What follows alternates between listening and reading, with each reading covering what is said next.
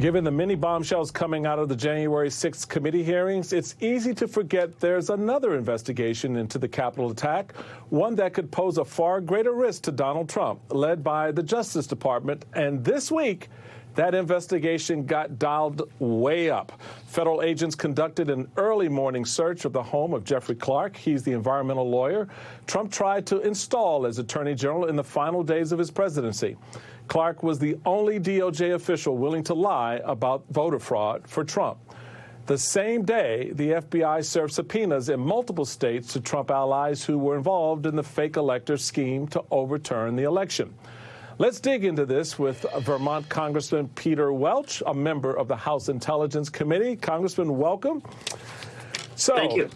Oh, absolutely. Regarding the federal search executed on the home of Jeffrey Clark, are you glad to finally see Justice Department taking steps like this? Well, I am, and it's a follow-up from the evidence that's been presented by the January 6th committee. I mean, what's really important here for all of us is how do we preserve our democracy? And the basic question is whether what happened on January 6th was an effort to overturn an election by the American people, the first time in the history of our country. And what the January 6th Commission is showing is that, in fact, it was an attempted coup organized by President Trump. So this is very important, and what the Justice Department is doing is really a follow-up on the evidence that's been presented by the January 6th Committee.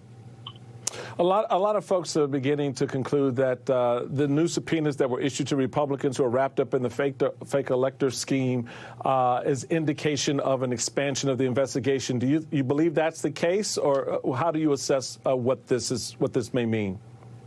You know, I don't think it's an expansion of the investigation. I think it's an outcome of the investigation. You know, keep in mind that on January 6th, it was stunning to everybody. I was there. I was in the gallery when the mob attacked, when the shot was fired, when people died. And I was outside walking by the gallows. But I got to tell you, Michael, I couldn't believe it was happening. And you know what is, I don't think I'm naive. I think that I had the same view that all Americans had, that we could count on the peaceful transfer of power, unchallenged and without violence. So when the mob was attacking the Capitol, I actually didn't believe it was happening. And of course, what we're seeing with the January 6th Commission is that they're laying out the incredible engagement that President Trump himself had in, first of all, promoting the big lie that it was a rigged election, and encouraging people to come and raising money off of that, and then having a plan to install fake electors.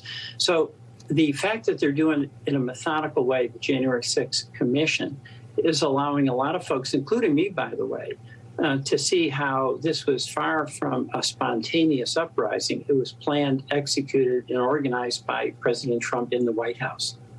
And actually, it's interesting, to your point, a new Quinnipiac University poll shows that by more than 2-to-1 margin, Americans think the attack on the Capitol was planned rather than spontaneous. So I assume you're glad to see that, and it speaks to how this story is cutting through to the American people, don't you think? Well, it is. But, you know, what's at stake here, and this is where I want to step back, whether you're a conservative or you're a liberal, when we've had contentious debates about health care, about taxes, about the environment, we've all been guided by the restraints of those guardrails that we mutually believe in democracy. We believe that the decision that people make when they vote for the president, that's the one that has to be respected. And all of us acknowledge that. That's been challenged by President Trump, then President Trump.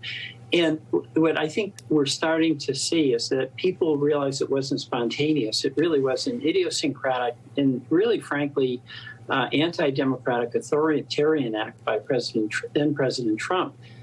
All of us have to unite about saving our democracy, and we can have those debates about contentious issues in a democratic system.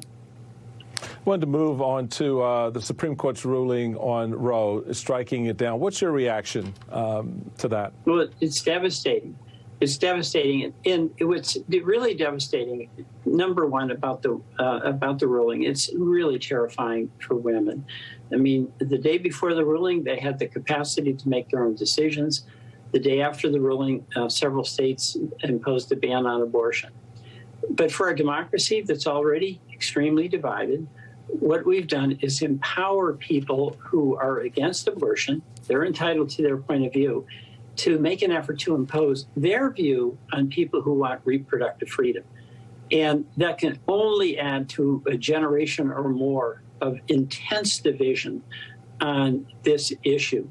I think it's a catastrophic decision for the court, and it's the culmination of the court that has been walking down a road of eroding confidence in that institution.